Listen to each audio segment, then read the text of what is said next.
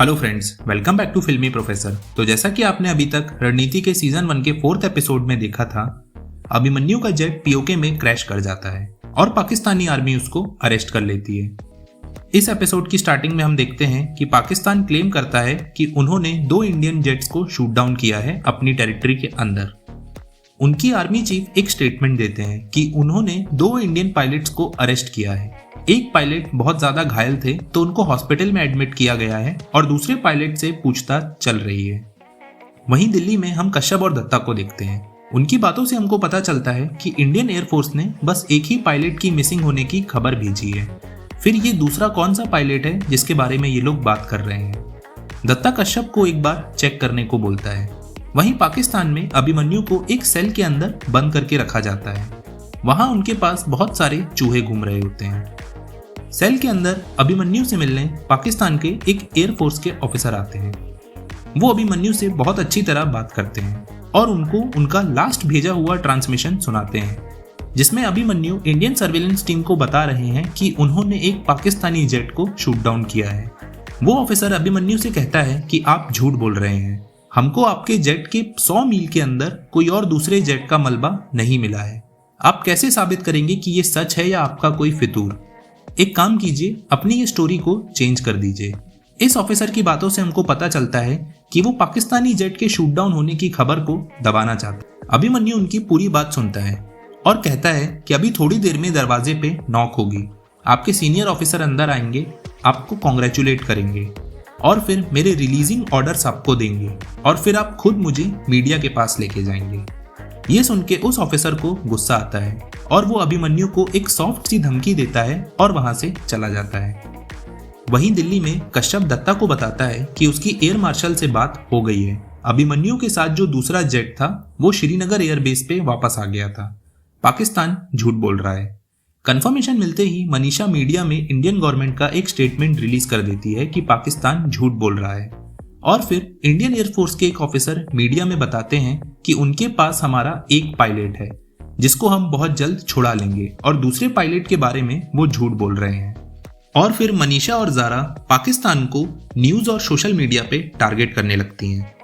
वहीं पाकिस्तान में हमको दूसरे पायलट का सच पता चलता है। रकीब अपनी मीडिया पार्टनर को बताता है कि हमसे बहुत बड़ी गलती हो गई है। हमने इंडिया के 2 नहीं बल्कि एक पायलट को पकड़ा है। दूसरा पायलट हमारा अपना था। जब उसका जेट शूट डाउन हुआ तब भीड़ ने पैराशूट को फॉलो किया। जब तक हमारी आर्मी उसको रेस्क्यू करने पहुंच पाती, लोगों ने उसको बहुत मारा और उसको जख्मी कर दिया और इसकी खबर भी तुरंत मीडिया में आ गई। रकीब की बात सुन के उसकी पार्टनर कहती है, आप टेंशन मत लो सर, मेरे पास एक प्लान है। वो लोग अभिमन्यु का एक वीडियो बनाते हैं और उसको मीडिया में रिलीज कर देते हैं। अभिमन्यु को देश के अंदर और देश के बाहर जो इंडियंस थे उन सबका सपोर्ट मिलता है। और फिर हम अगले सीन में देखते हैं कि प्रधानमंत्री दत्ता को मिलने के लिए बुलाते हैं और उससे कहते हैं आपको जो करना पड़े कीजिए, पर अभिमन्यु को 24 घंटे के अंदर देश में वापस लाइए। दत्ता पीएम से मिलने के बाद अपनी टीम के पास जाता है। वो कश्यप को बताता है कि हमारे पास सिर्फ 24 घंटे हैं अभिमन्यु को वापस लाने के लिए। ये सुन के कश्यप कहता है, सर वो अभिमन्यु को इतनी आसानी से नहीं छोड़ेंगे, 24 घंटे में तो बिल्कुल नहीं। तब दत्ता उसको बताता है कि हमको 24 घंटे के अंदर ही उसको वापस लाना है। ये सुन के मनीषा उसको एक आइडिया बताती है, पर कश्यप उस आइडिया से डिसएग्री करता है। तब दत्ता उससे कहता है, जब अभिमन्यु का जेट रेडार से गायब हुआ था तब एक पाकिस्तानी जेट भी रेडार से गायब हुआ था। वो कश्यप को इंडियन एयरफोर्स से पता लगाने को बोलता है क्या उनके पास इसको लेके कोई इन्फॉर्मेशन है। साथ ही वो उसको बताता है कि हमको सारे पॉसिबल पॉइंट्स चेक करने होंगे ताकि हम पाकिस्तान पे प्रेशर डाल सके। कश्यप अपनी पूरी टीम को इस काम पे लगा देता है। वहीं मनीषा भी सोशल मीडिया पे अभिमन्यु के फेवर में न्यूज और पोस्ट रन करवाती है और फिर जैसा मनीषा ने सोचा था वैसा ही अभिमन्यु की न्यूज इंटरनेशनल मीडिया पिक कर लेता है और उसको ग्लोबली रन करता है। पाकिस्तान पे प्रेशर बनना शुरू हो जाता है। वहीं कश्यप की टीम भी उसके पास अलग अलग आइडिया लेके आती है, पर उनमें से एक भी आइडिया ऐसा नहीं होता जिसको हम 8 से 9 घंटे के अंदर एक्टिवेट कर सकें। कश्यप भी अपना दिमाग दौड़ाने लगता है। उसकी टीम भी बीच बीच में उसके पास आइडियाज लेके आती है। कश्यप वो सारे आइडियाज को मिक्स करता है और एक प्लान बनाता है। वहीं पाकिस्तान में हम रकीब को देखते हैं। उसके पास उसके जूनियर का कॉल आता है। वो उसको बताता है कि हमारे पायलट अहमद का इंतकाल हो गया है। ये सुन के रकीब उससे कहता है ये बात हॉस्पिटल से बाहर नहीं जानी चाहिए, इसको वहीं दफना दो और अभी तुम वहां से हिलना मत। वहीं इंडिया में नेशनल सिक्योरिटी एडवाइजर के ऑफिस में एक मीटिंग होती है जहां कश्यप सभी लोगों को अभिमन्यु को वापस लाने का प्लान बताता है। वो सबको बताता है कि कई सेंचुरीज पहले चाइना ने एक सिल्क रूट बनाया था जिसने उनको रोमन एम्पायर के साथ कनेक्ट किया था और चाइना एक बहुत पावरफुल देश बन गया था। आज भी चाइना वैसा ही एक रोड बना रहा है जो उसको वेस्ट के साथ कनेक्ट करेगा, CPEC, China Pakistan economic corridor. China ने इस पे $47 बिलियन इन्वेस्ट किए हैं और वो अपनी इन्वेस्टमेंट को प्रोटेक्ट जरूर करेगा। ये सुन के एक ऑफिसर कहते हैं अब तुम ये मत कहना कि तुम चाइना पे अटैक करने की सोच रहे हो। तब कश्यप उनको बताता है कि नहीं सर, हम कोई अटैक नहीं करेंगे, हमको बस ब्लफ खेलना है उनके साथ कि हम पाकिस्तान के सीपैक वाले एरिया पे अटैक कर रहे हैं।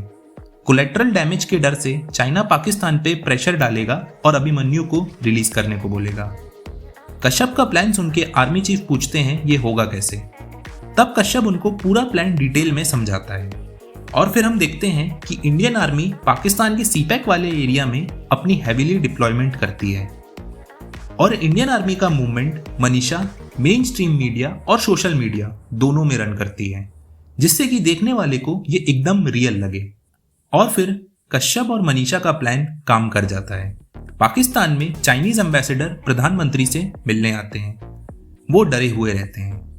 चाइनीज पीएम से कहते हैं ये कोई ड्रिल नहीं लग रही है, हम सीपैक पे रिस्क नहीं ले सकते। तब रकीब उनको समझाता है कि ये उनका प्लान है हम पे प्रेशर डालने का, आप टेंशन मत लीजिए, एक पायलट की वजह से वो वॉर स्टार्ट नहीं करेंगे। रकीब उस वक्त उनको समझा देता है और वो वहां से चले जाते हैं। पीएम ये सब देख के कहते हैं इनकी फटी पड़ी है, हमको इनके साथ बाकी लोगों को भी कॉन्फिडेंस में लेना होगा। तब रकीब उनसे कहता है हमको ये दिखाना होगा कि हमने अभिमन्यु को कितनी अच्छी तरह रखा है। एक बार दुनिया ये देख ले तो इंडिया अपना एग्रेसिव मूव जस्टिफाई नहीं कर पाएगा। और फिर अभिमन्यु को टीवी पे दिखाया जाता है कॉफी के मजे लेते हुए। ये वीडियो देख के ऐसा लगता है कि पाकिस्तान अभिमन्यु को अच्छी तरह ट्रीट कर रहा है और लोगों का नैरेटिव भी चेंज होने लगता है। पर कश्यप अपने प्लान पे बना रहता है। सीपैक के पास इंडियन आर्मी का हैवी मूवमेंट होती है। चाइनीज अपनी सैटेलाइट से ये सब देख रहे होते हैं। वहीं पाकिस्तान में भी हल्ला मच जाता है। चाइनीज एम्बेसडर वापस पीएम से मिलने आते हैं और उनसे अभिमन्यु को तुरंत रिलीज करने को बोलते हैं। रकीब एम्बेसडर को समझाता है पर वो उनकी बात नहीं मानते। एम्बेसडर उनसे कहता है इंडिया की इतनी हैवी मूवमेंट देख के हमको पक्का लग रहा है कि वो अटैक करेंगे। तभी पाकिस्तान के पीएम अपनी आर्मी भी बॉर्डर के पास भेज देते हैं। वो कहते हैं कि अगर वो जंग चाहते हैं तो जंग ही होगी। दोनों साइड की आर्मी अपनी अपनी पोजीशन ले लेती है और अटैक करने का ऑर्डर मांगती है।